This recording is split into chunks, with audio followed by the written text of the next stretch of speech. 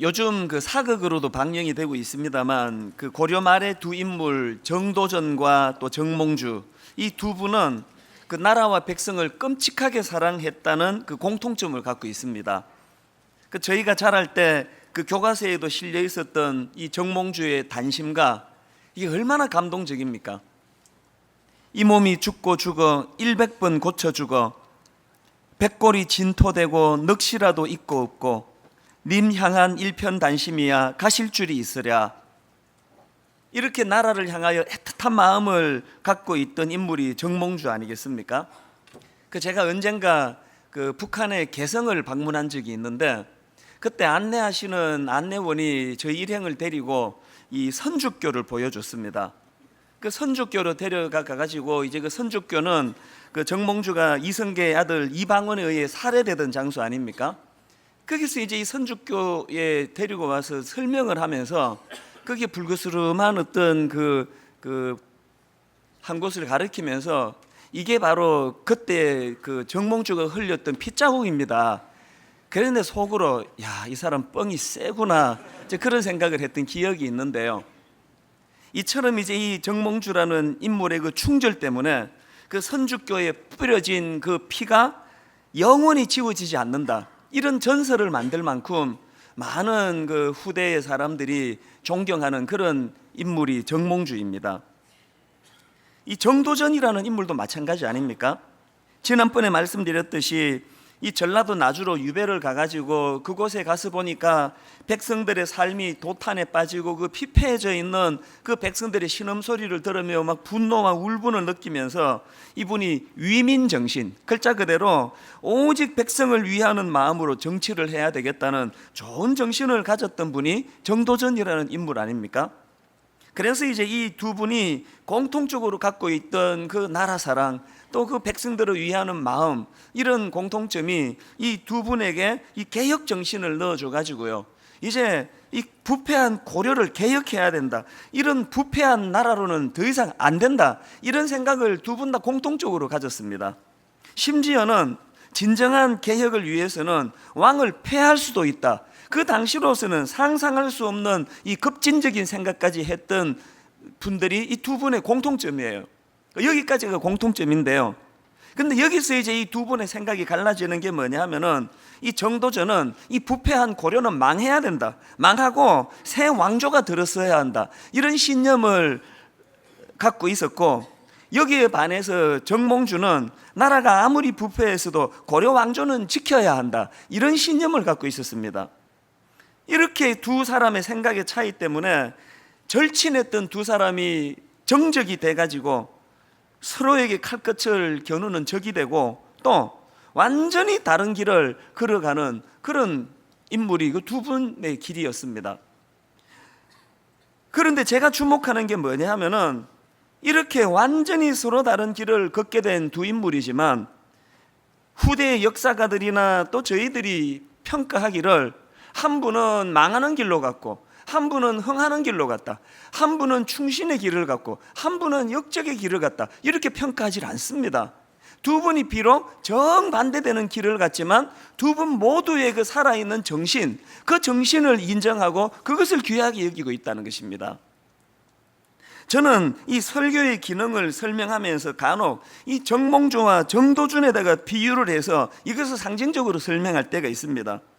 설교란 것은 하나님의 말씀을 선포하는 것인데, 우리가 하나님의 말씀을 받을 때에 이것을 우리 삶에 어떻게 적용해야 되느냐, 이 강단에서 제가 두 인물 중에서 정몽주가 옳았다, 아니면 정도전이 옳았다, 이런 심판자 역할을 하는 자리가 아니고, 그것보다는 더 상위적인 개념으로서의 본질적인 정신, 두 분이 가졌던 나라와 백성을 사랑하는 마음, 이 귀한 마음이 우리에게 나타나기를, 이걸 영적으로 말하면은 예수 그리스도의 이 십자가 사랑의 정신을 구현하는, 또 그것을 설명하는 것이 그게 설교다, 제가 그런 이야기를 가끔씩 하곤 합니다. 그래서 저는 이런 생각을 갖고 있기 때문에 강단에서 절대로 저 개인의 정치적 성향이나 호불호에 대하여 언급을 한 적이 없습니다. 그건 사적으로 내 개인의 문제지 강단에서 언급할 게 아니에요. 그리고 지금과 같은 선거 기간 동안에 내 평생에 한 번도 누구를 찍어야 된다, 그분이 장로니까 찍어야 된다, 예수 믿으니까 찍어야 된다, 그런 말을 내가 입 밖에도 내본 적이 없습니다. 저는 최근에 우리 교회 홈페이지에 올려놓은 어떤 교수님의 그 글 제목이요, 기독교인을 뽑는 대신에 기독교 가치에 투표하라. 저는 이 제목에 100% 동의합니다.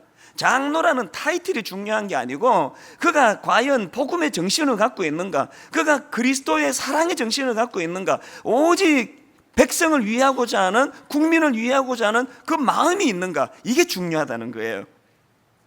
이와 마찬가지로 우리 신앙인들 중에 그리스도인의 그 사랑을 가슴에 담고 어떤 분들은 진보적인 가치관을 가지고 어떤 분들은 보수적인 가치관을 가지고 그렇게 자기 가치대로 이 세상을 섬기는 되는 거예요. 그렇게 이 세상을 섬기되 중요한 것은 그 진보적 가치관 안에, 그 보수적 가치관 안에 과연 십자가 사랑이 흐르고 있는가, 그리스도의 희생 정신이 거기에 흐르고 있는가, 이런 것들을 늘 점검해야 된다는 그 이야기입니다. 최근에 제가 그 모신학대학원에서 말씀을 전할 기회가 있었는데 그날 후배들에게도 똑같은 요지로 말씀을 전했습니다. 이런 요지로 말씀을 전했습니다. 먼저 우리 기성세대 목회자들이 참 잘못해가지고 젊은 신학도들인 여러분들이 힘들게 해서 참 미안하다. 어디 가도 제가 젊은이들에게 이런 사과를 합니다. 그러면서 제가 그때 드렸던 메시지가, 우리 같은 기성세대가 잘못하고 있는 것 있으면 얼마든지 비판해라, 신랄하게 비판해라. 그러나 비판하되 잘 준비하면서 비판해라. 우리 세대가 제대로 준비 못해서 우리 그 다음 세대인 이 젊은 사람들에게 이런 비판을 받을 수밖에 없다면, 여러분들도 준비하지 않으면 여러분 다음 세대에게 똑같은 비판을 받게 될 것이다. 그래서 대안을 가지고 그렇게 준비해라. 그러면서 그 대안이 뭐냐? 신학생 시절에 가져야 된 유일한 대안이 있다면 하나님 말씀을 사모해야 된다. 말씀을 가까이 해야 된다. 내 판단과 내 생각도 중요하지만 늘 하나님의 뜻, 하나님의 말씀, 하나님의 생각을 가까이 하려고 몸부림을 쳐야 된다. 이런 요지로 제가 그 본질적인 말씀을 전했습니다. 그렇게 말씀을 전하고 왔는데 그날 밤에 그 설교를 들었던 어떤 그 전도사님이 저에게 항의 메일이 왔어요. 내용을 보니까 이래요. 요지가 지금 학교에 학내 문제로 무슨 어려움을 겪고 있는데, 그래서 지금 자기가 학교의 개혁을 위하여 열심히 몸부림을 치고 있는데 목사님 설교가 그런 자기들의 몸부림에 찬물을 끼얹었다는 거예요. 왜 그런 설교가 아니었는데 왜 이분은 설교를 그렇게 들었을까? 그게 제가 참 마음이 아프더라고요. 그 젊은 사역자가 저 때문에 그렇게 마음이 힘들다면은 그거 제가 참 그거 미안한 이야기 아닙니까? 그래서 제가 메일을 보냈어요. 이렇게 그 설명을 좀 하고는요, 그리고 통화하고 싶다. 그래서 제가 그분의 저 핸드폰 번호를 받아가지고 제가 그 젊은 그 전사님에게 전화를 드렸습니다. 전화를 해가지고는 제가 좀 설명을 했습니다. 어제 그 설교는 그런 의미가 아니다. 그러면서 제가 방금 이 정도전과 정몽주 이야기를 또 그 전사님에게 했어요. 어제 내가 전한 설교 말씀은 학생들이 학내 문제에 개입하면 안 된다, 혹은 개입해야 된다, 이런 적용적인 걸 내가 설명한 게 아니고, 당신이 정몽주의 길을 가든 정도전의 길을 가든 그걸 갖고 내가 뭐라 그래서 되겠느냐. 당신이 어느 길로 가느냐에 대한 간섭이 아니고, 당신이 정몽주의 길로 가든 정도전의 길로 가든 중요한 것은 그 가는 그 길에서 늘 하나님의 뜻을 살피고 하나님의 말씀을 게을리해서는 안 된다는 그런 본질적인 내용의 설교였다. 그러니까 당신이 소신을 가지고 하는 그 일에 대하여 내가 뭐라고 잘못한 일이라고 그렇게 한 설교가 아니니까 걱정하지 마라, 상처받지 마라, 그렇게 마음을 내가 풀어줬어요. 그리고는 이제 이 젊은 전사님과 두런두런 이런저런 얘기를 나누는데요, 대화 중에 갑자기 이 젊은 전도사가 막 우는 거예요. 막 흐느껴 우는 거예요.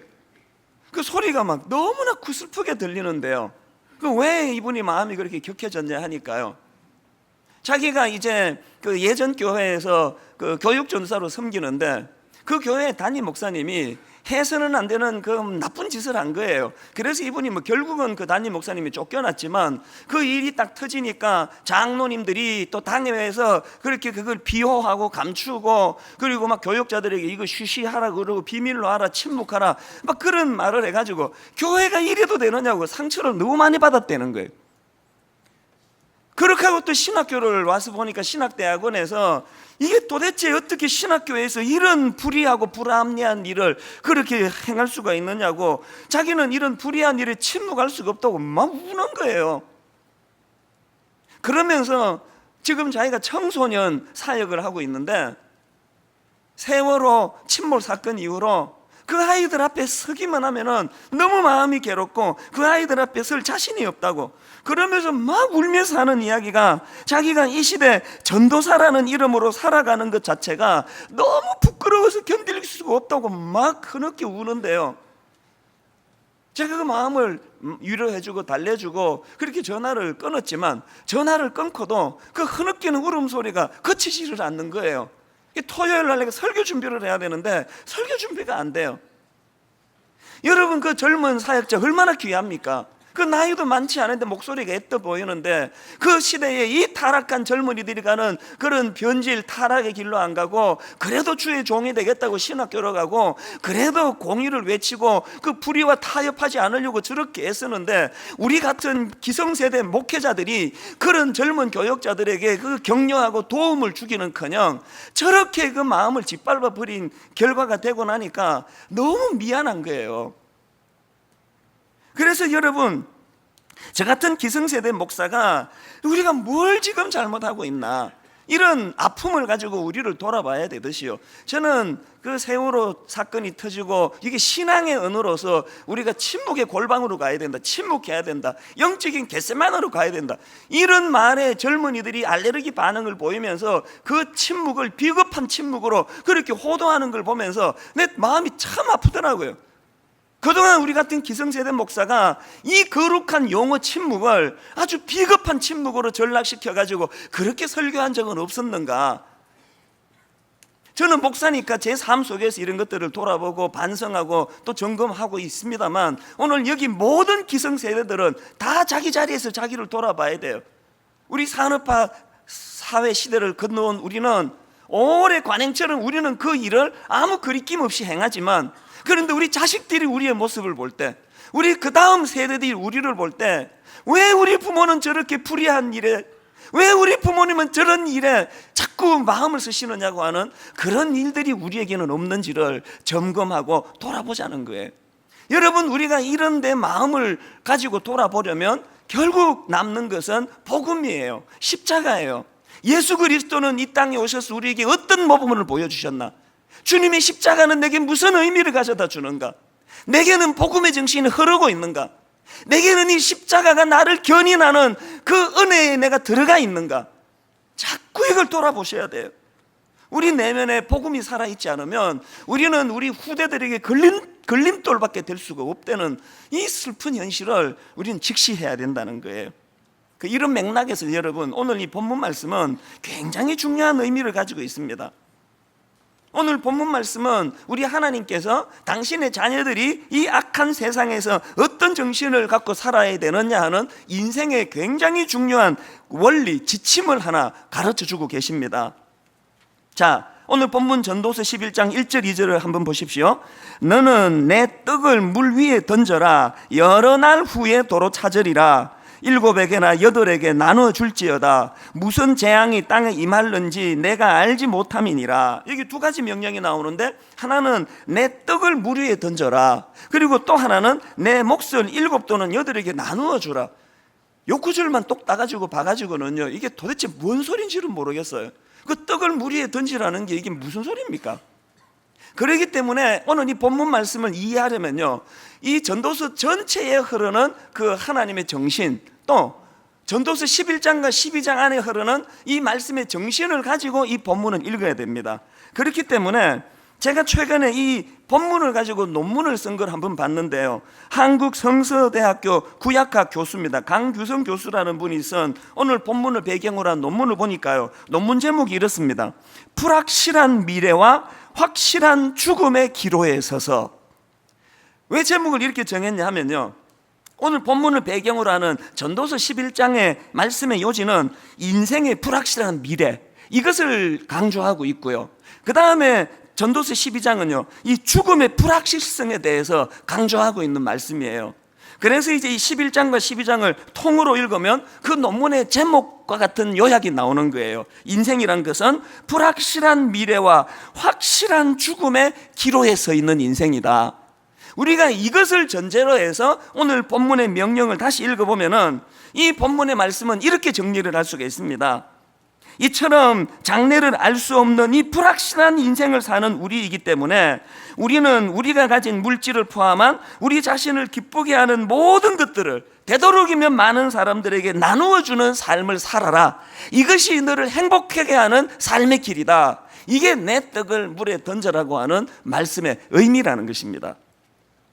오늘 우리가 이렇게 넉넉한 살림살이 또 많은 걸 누리고 살면서 뭔가 불안하고 안달복달하는 것은 바로 이 정신을 구해내지 못해서 그렇다는 이야기예요.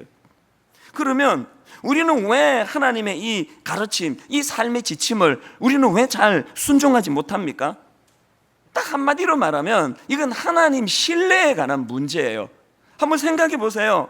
네 소중히 여기는 그 무엇을 물 위에 던져라, 이런 말도 안 되는 명령을 누군가가 한다고 했을 때는 그 명령을 하는 사람이 내가 그렇게 순종했을 때는 반드시 보상해 주시는 신실한 분이라는 믿음이 없으면 아무도 그 순종 안 해요. 그 누가 합니까?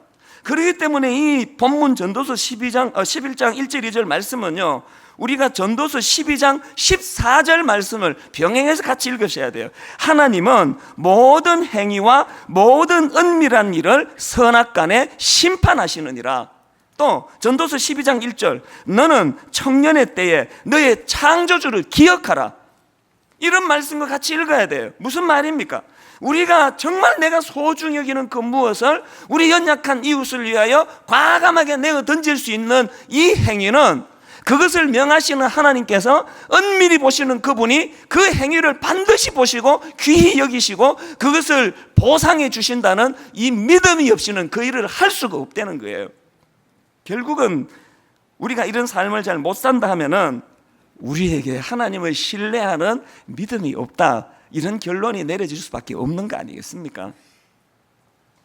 최근에 어느 신학교 교수님이 바로 이 본문을 가지고 그 설교한 내용을 제가 글로서 읽어본 적이 있는데요, 아마도 그 신학생들에게 한 설교 같아요. 한번 들어보십시오. 우리 한신 신학은 참으로 자랑스러운 신학이었습니다.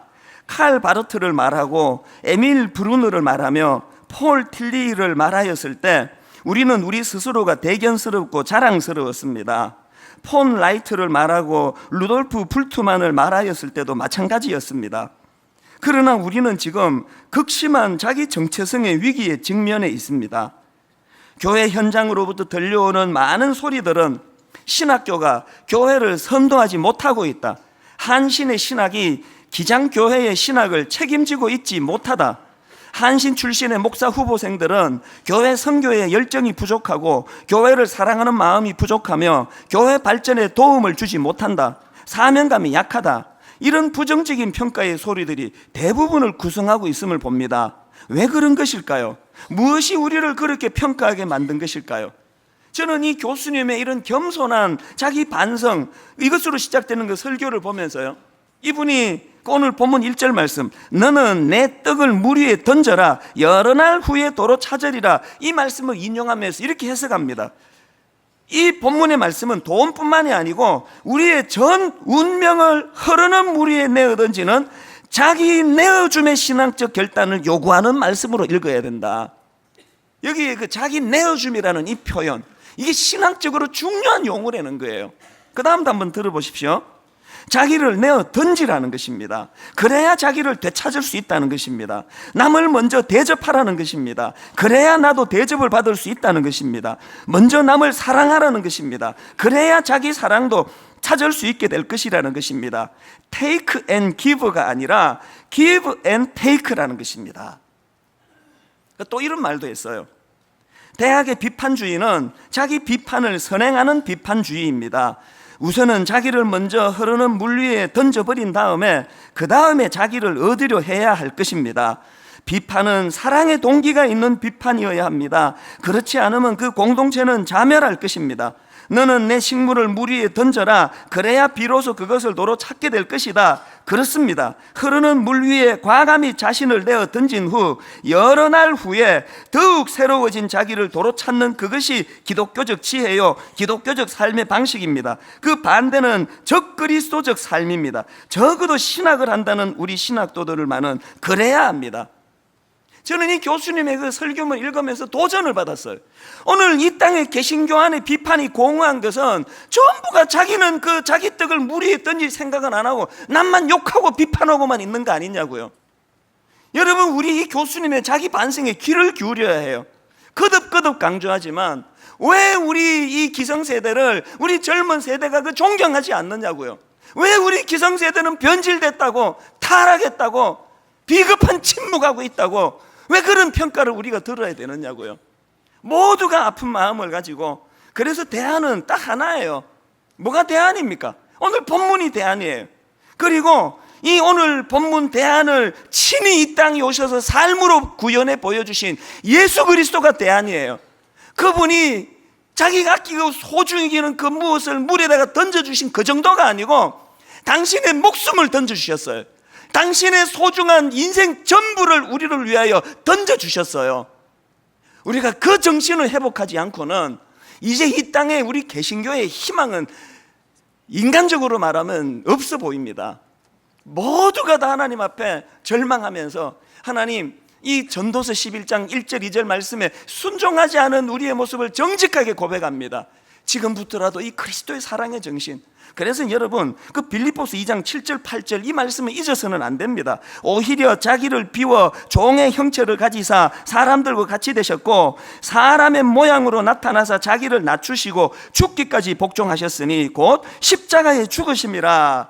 이렇게 주님께서는 우리를 위하여 자기를 내어 던져주시고 겸손히 낮은 곳으로 내려갔는데 그런 그를 성부 하나님께서는 어떻게 하십니까? 9절 이름으로 하나님이 그를 지극히 높여 모든 이름 위에 뛰어난 이름을 주사.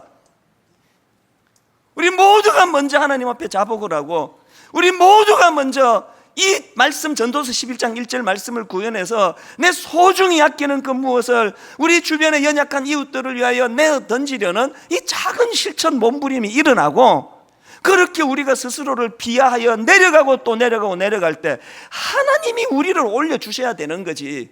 우리가 그렇게 교만해서 머리 꼭대기까지 올라가 있는데 그게 무슨 믿음이 작동이 되겠냐는 이야기예요. 여러분, 우리가 주님처럼 우리 몸 전체를 불살라 그렇게 던지지는 못한다 할지라도 아주 작은 무엇이라도 하나님, 내가 이거 한번 실천해 보겠습니다. 불안한데요, 이거 나만 손해보는 것 같은데요, 내가 주님을 신뢰하고 믿음으로 이걸 한번 내가 해보겠습니다. 하나님, 내게 어떤 마음의 샬롬, 이 평강을 주시는지, 하나님 내가 어떤 인도를 해주시는지 한번 맛보기를 원합니다. 이제 저 교육관 공사가 다 거의 끝나가기 때문에요. 이제 저 공사가 끝나면 이제 올 11월, 12월 올 연말서부터는 이제 우리가 지금 뭘 하나를 준비하고 있습니다. 정축된 두 개 층 중에 하나는 전에도 말씀드렸지만 성남시하고 연대를 해가지고 이제 그 중증 장애인 주간 보호센터, 또 우리 교회 장애인 부서에게 공간을 할애할 예정이고, 또 한 층에다가는 이게 참 이상한 실험을 또 이제 시작합니다. 듣지도 보지도 못한 그 인큐베이팅 교회, 이걸 저희가 시작하려고 그래요. 이거 한국말로 번역을 하면은 한 지붕 두 가족 교회예요. 이게 무슨 말인가 하면은요, 저희가 그동안에 그 두 개의 분리 개척을 동탄하고 의왕에다가 해봤는데요, 많이들 안 따라가세요. 동탄이 너무 멀다, 낯설다, 또 의왕이 좀 낯설어서 가기가 힘들다, 그래가지고 그럼 가까운데 할 정도가 아니고 우리 교회 안에 교회를 차리자는 거예요. 너무너무 익숙한 서영 교육관에다가 한 층에다가 개척교회를 할 거예요. 그래서 이제 지금 우리 부교역자 중에 한 사람이 그 일을 하도록 그렇게 이제 준비를 하고 있습니다. 제가 참 감사한 것은요, 우리 교회가 기존 성도 등록을 안 받는 이런 그 해괴망측한 짓을 하고 있잖아요. 이게 결코 정상이 아니에요. 그러나 한국 교회 전체를 놓고 볼 때 너무나 한 교회만으로 몰려드는 것이 옳지 않기 때문에 이런 비정상적인 일을 하고 있는데요, 너무너무 감사하게도 지금 등록을 못하는 많은 분들이 12월을 기다린대요. 저 인큐베이팅 교회가 이제 시작이 되면 내가 거기로 가서 교회를 섬겨야 되겠다. 왜 이런 이상한 일을 저희가 합니까? 이게 뭐 무슨 일이 날지 저도 모르겠어요. 한 지붕 두 가족 교회 해가지고 이 아브라함의 목자들하고 또 롯의 목자들하고 막 싸우고 분쟁이 일어나고 뭐 이런 일이 일어날지 뭐 어쩔지 잘 모르겠어요. 그러나 시도라도 해보자는 거예요. 왜 우리가 1만 성도 파송 운동이라는 이런 이상한 그 듣지도 보지도 못한 이런 운동을 왜 합니까? 우리의 이런 모든 운동들은요, 바로 오늘 이 본문 말씀을 한번 신용이라도 내보자, 오늘 이 본문 말씀을 한번 구현하려고 애써보자. 우리 교회가 정말 하나님 앞에 작은 거라도 그 하나님께서 원하시는 이 떡을 물 속에 집어던지는 일을 순종할 때 우리도 살고 한국 교회도 사는 이런 일이 일어날 것을 우리가 믿음을 가지고 바라보자. 그 몸부림이에요. 제가 감동을 받는 것은요, 뭐 교회가 썩었다, 성도들이 다 예수쟁이들이 다 썩었다, 그런 이야기 100번 해도요, 적어도 제 눈으로 보기에 아직도 이름 없는 수많은 성도님들이 이 주님의 말씀에 자기 떡을 물 위에 던지는 사랑을 실천하는 분이 너무너무 많습니다. 최근에 연로하신 어느 권사님이 저를 좀 보자는 거예요. 그래서 권사님이 찾아오셔가지고는 봉투 하나를 이성 내미시더라고요. 그러면서 목사님, 이걸 좀 좋은데 좀 써주세요. 그래서 제가 뭐 어떤 데 쓰시기를 원하십니까? 이런저런 대화를 나누고 이제 그 권사님이 가시고 나서 그 얇은 봉투를 이렇게 열어봤더니 거기에 1억 원짜리 수표가 거기 들어있는 거예요. 여러분이 연로하신 권사님은 그 노후를 대책을 안 해도 되시는 겁니까? 왜 이런 큰 돈을 그 물 위에 집어 던지십니까? 그러고 있는데 바로 며칠 뒤에 또 다른 어떤 권사님이 또 좀 보자는 거예요. 그 권사님이 오셨어요. 요새는 이상하게 권사님들이 저를 찾아오면 또 봉투를 갖고 오세요. 그 이분도 또 봉투를 갖고 오셨더라고요. 이분이 누군가 하면은요, 저희가 그 한두 달 전에 어떤 젊은이가 뭐 사업인가 뭔가 하다가 다 망해가지고 막 자살 충동을 느끼고 절망하고 있는 그 젊은이가 있다고 그랬을 때 바로 이분이 그 1,000만 원을 갖고 와가지고 목사님 그 젊은이에게 이 돈을 좀 전해주세요 그랬던 분이에요. 이번에는요, 그 딸 둘을 데리고 오셨더라고요. 그리고 봉투 3개를 내미는데 각각 그 딸들의 이름하고 본인의 이름이에요. 열어보니까 각각 500만 원씩 들어있습니다. 제가 알기로 이분이 그 남편 장로님이 돌아가시고 이제 뭐 큰 수입원이 없는, 그래서 경제적으로 넉넉하신 분이 아니에요. 그래서 제가 바로 또 그 직전에도 또 그에게 헌금을 들고 오시, 이 3번째이기 때문에 그 2번째부터 제가 자꾸 반려를 했어요. 권사님의 그 마음을 하나님 다 받으셨으니까 이제 이건 도로 갖고 가셔서 권사님 노후에 필요한 데 쓰세요. 제가 이렇게 돌려드렸어요. 봉투 3개 내밀 때도 똑같은 말씀을 드렸어요. 그렇게 제가 권사님께 말씀드리니까 그 권사님께서 참 그 철없는 저에게 이렇게 그 뭐라고 표현할까요? 타이르시면서 이런 말씀을 하시더라고요. 목사님 너무 걱정하지 마세요. 하나님께서 다 알아서 하십니다. 이게 제가 누가 말씀 전하는 목사인지 권사님인지 이거 헷갈리는 거 아닙니까? 그래서 여러분 그 귀한 헌금들을 가지고요, 그 힘든 개척교회를 살리는 일에 쓰고 얼마나 많은 경제적으로 어려운 분들에게 장학금으로 이 헌금이 이게 쓰여졌는지 몰라요. 그 제가 봉투 3개를 놓고 가시는 그 권사님과 2딸 등을 보면서요, 그 왜 딸 둘을 데리고 왔을까? 어머니가 신앙 교육을 하고 싶은 거 아닙니까? 우리가 이 땅을 살아가는 건 이까지 돈으로 사는 게 아니고 우리 떡을 물 위에 집어 던지라 했을 때 그 하나님 말씀에 순종할 때 하나님이 어떤 영육간의 형통의 복을 주시는지 너희들이 경험하며 살아야 된다. 그 신앙 교육하려고 2딸 데리고 온 거 아닙니까? 그 권사님에게는 이 믿음이 있는 거예요. 여러분, 오늘 이웃 사랑의 날입니다. 저희는 매 1년에 한 번 이웃 사랑의 날을 가지는데요, 저희 교회의 이 이웃 사랑부와 관련해서 이 두 축이 있습니다. 하나는 이웃 사랑 분과가 있고요, 또 하나는 복지재단이 있습니다. 그래서 매년마다 이제 격월로 이제 한 부서씩을 집중해서 소개를 하는데, 올해는 복지재단을 소개할 차례예요. 지금 우리 교회 복지재단을 소개하기 위해서 여러분 들어오실 때는 책자도 나누어 드렸고요, 이걸 품고 기도해 주세요. 그리고 많이 동참해 주세요. 지금 우리 교회 복지재단 산하로 여러 기관이 있습니다. 태평지역아동센터, 우리 다문화 가정센터, 에듀투게더 센터, 컬처 투게더 센터, 우리 주간보호시설, 신흥동 복지회관, 그리고 부설로 신흥 어린이집, 신흥지역 아동센터, 그리고 성남 한마음 장애인 복지관. 여러분이 성남 한마음 장애인 복지관은요, 지금 성남시하고 분당 우리 교회가 서로 협력을 해가지고요, 우리나라 단일 장애인 복지관으로는 최대 규모예요. 이런 긍지가 어디 있습니까? 하나님이 한 교회를 통하여 이 큰 사역을 할 수 있도록 허락해 주시니 얼마나 감사합니까? 그 장애인 복지관 부설로 한마음 주간보호센터, 한마음 어린이집, 또 성남시 장애인 권리증진센터, 또 다문화 카페 1호점, 또 다문화 카페 2호점. 외국에서 동남아에서 온 우리 그 이웃, 그 다문화 우리 교육관 1층에서 카페를 그분들을 위하여 열어드려가지고 거기에 취직을 해서 일하는 것 때문에 꿈에도 소원이던 한국 국적을 얻었다고 기뻐하고 행복해하고, 이런 일들이 복지재단에서 일어나고 있는 거예요. 그래서 지금 이 많은 복지재단 산하기관에서 전체 약 2,090명의 봉사자들이 이웃을 섬기고 있고요, 교회 안에 있는 이웃 사랑분과 17개 팀 안에서 섬기고 있는 약 580여 명의 봉사자까지 합하면은 꽤 많은 성도님들이 지금 직접 몸으로 사랑을 실천하고 있는 감사한 현장이에요. 이 모두가 다 오늘 본문, 너는 내 떡을 물 위에 던져라, 여러 날 후에 도로 찾으리라, 이 믿음을 가지고 섬기는 거 아니겠습니까? 여러분, 우리 교회가 왜 1년에 한 번씩 이웃 사랑의 날을 지키는지 아십니까? 이제 이 사랑의 정신을 확산하자는 거예요.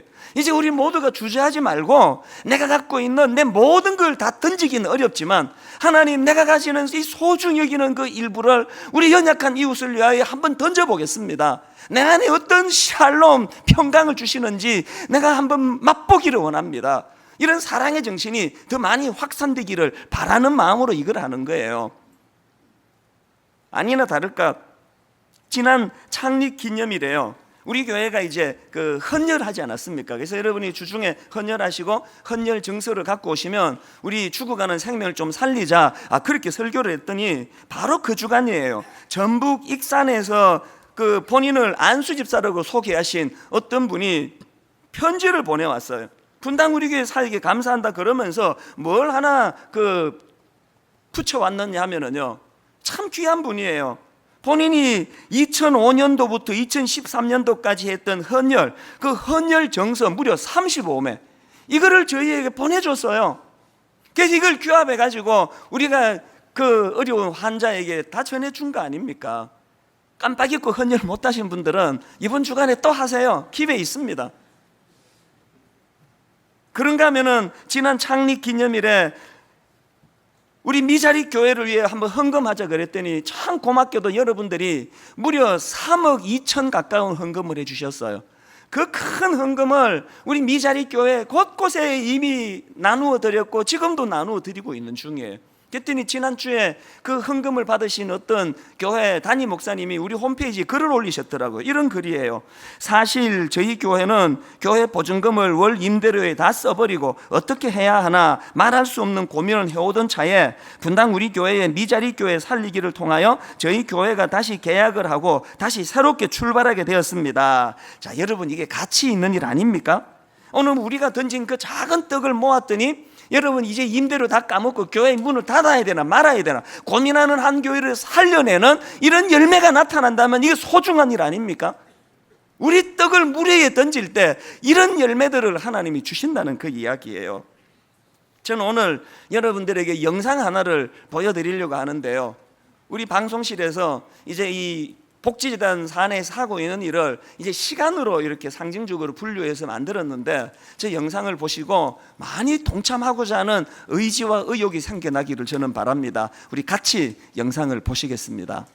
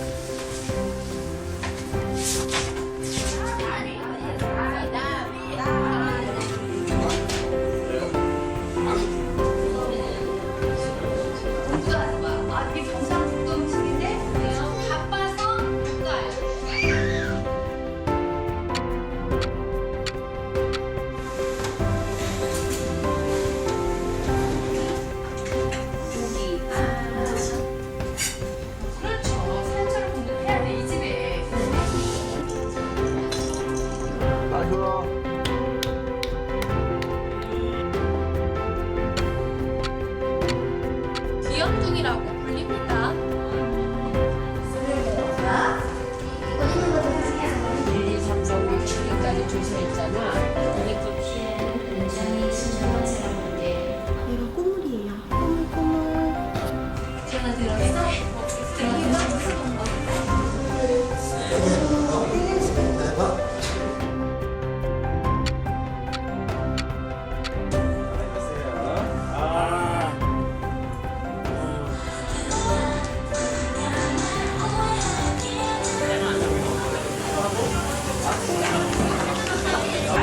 나의 제 모든 것이 어떻게 됐습니까? Have been forgiven.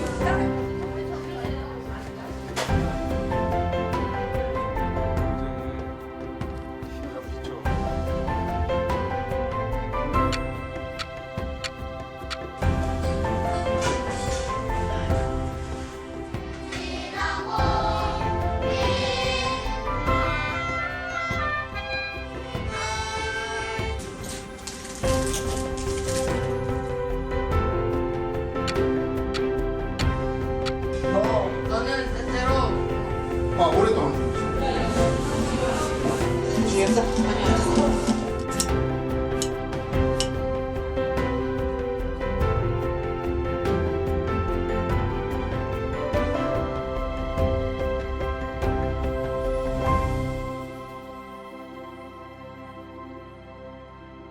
감사합니다. 선생님 감사합니다.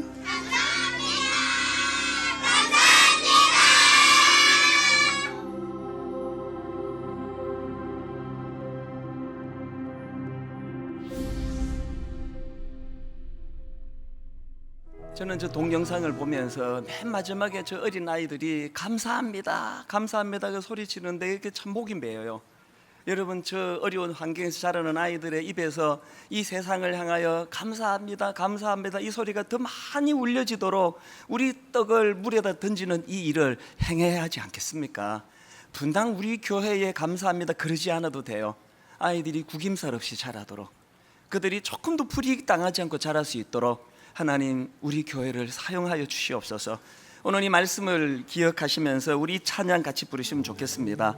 내 마음에 주를 향한 사랑이 나의 말엔 주가 주신 진리로 나의 눈에 주의 눈물 채워주소서. 먼저 내가 나 같은 것 위하여 온 몸을 물 위에 던져주신 주님의 십자가 사랑이 감격의 회복이 되고, 주님 나도 그렇게 작은 실천 행하기 원합니다. 우리 말씀을 생각하시면서 이렇게 찬양합니다. 내 마음에 주를 향한 사랑이, 내 마음에 주를 향한 사랑이 나의 말엔 주가 주신 진리로, 말엔 주가 주신 진리로 나의 눈에 주의 눈물 채워주소서. 주의 눈물 채워주소서. 여러분 이렇게 고백하실 수 있겠습니까? 내 입술에 찬양의 향기가, 내 입술에 찬양의 향기가, 두 손에는 주를 닮은 섬김이, 손에는 주를 닮은 남은 성님이 나의 삶의 주의 흔적 남게 하소서. 주의 하나님, 내가 진 떡을 물 위에 던지기를 원합니다.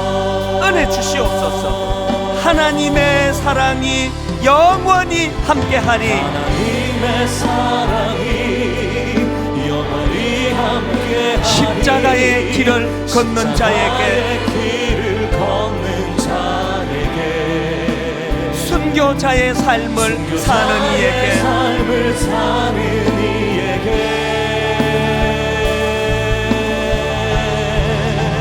조롱하는 소리와 하는 소리와 세상 유혹 속에도 유혹 속에도 주의 순결한 신부가 되리라. 신부가 되리라. 이렇게 선포하십니다.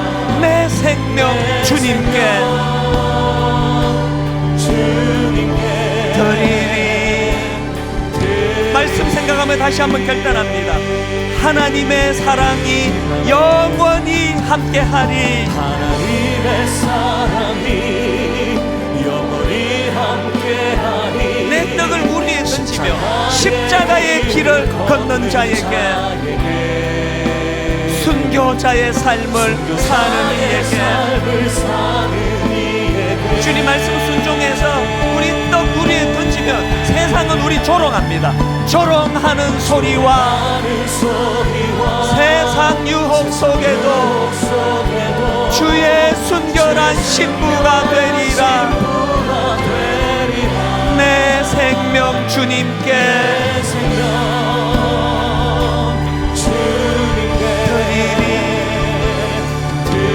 오늘 말씀 생각하며 우리 통성으로 한 목소리로 같이 기도하시겠습니다. 살아계신 하나님 아버지, 하나님 우리에게 명하신 이 말씀, 내 떡을 물 위에 던져라. 내가 소중히 여기는 그 무엇을 연약한 이웃을 위하여 헌신해라. 하나님, 이 주님의 말씀에 순종하기 위하여 우선 하나님을 절대적으로 신뢰하기 원합니다. 우선 하나님을 절대적으로 신뢰하고 의지하기 원합니다. 주님, 이 일이 가능하기 위하여 나 같은 것 위하여 온 몸을 십자가에 내어 던주신 주님, 그 주님 십자가 사랑이 회복되기를 원합니다. 그 십자가 사랑이 내 안에 구현되기를 원합니다. 하나님 아버지, 이 은혜가 우리 믿는 성도들 안에 회복되기를 원합니다. 하나님 아버지, 우리가 하나님 앞으로 나아가는 순종하며 나아갈 때에 이것이 우리를 살려내는 길인 줄 믿사오니 아버지, 연애의 길로 우리들을 인도하여 주시기를 원합니다. 하나님 은혜 주시옵소서. 하나님 은혜 주시옵소서.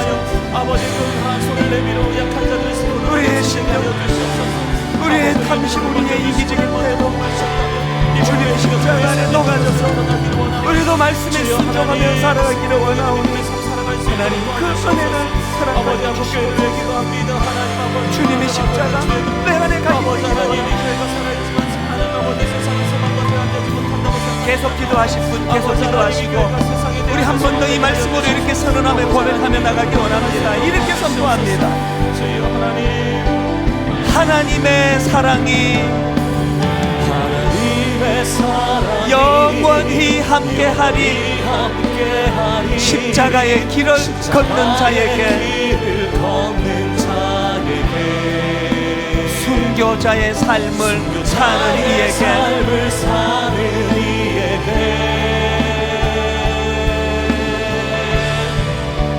조롱하는 소리와 세상 유혹 속에도 주의 순결한 신부가 되리라. 내 생명 주님께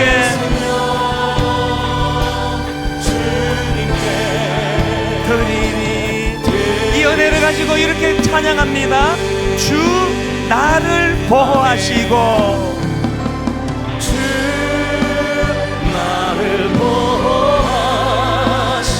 날 붙드시리. 나는 보배롭고 존귀한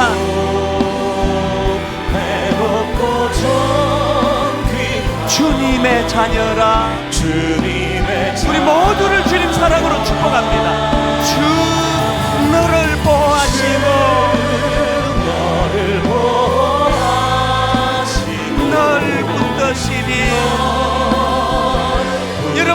무엇이를 아십니까? 너는 보배롭고 존귀한 주의 자녀라. 우리 다 자리에서 일어나셔서 십자가 그 사랑, 십자가 그 사랑 멀리 떠나서 멀리 떠나서 무너진 나의 삶 속에 무너진 나의 삶 속에 잊혀진 주 은혜, 잊혀진 주 은혜 우리의 상한 마음을 주님 앞에 가지고 가십시오. 돌 같은 내 마음 어루만지사 내 마음 어루만지 여러분 이것을 사모하셔야 됩니다. 다시 일으켜 세우신 다시 일으켜 세우신 주를 사랑합니다. 이 믿음의 소망을 가지고 이렇게 노래합니다. 주 나를 보호하시고 날 붙드시니 나는 보배롭고 존귀한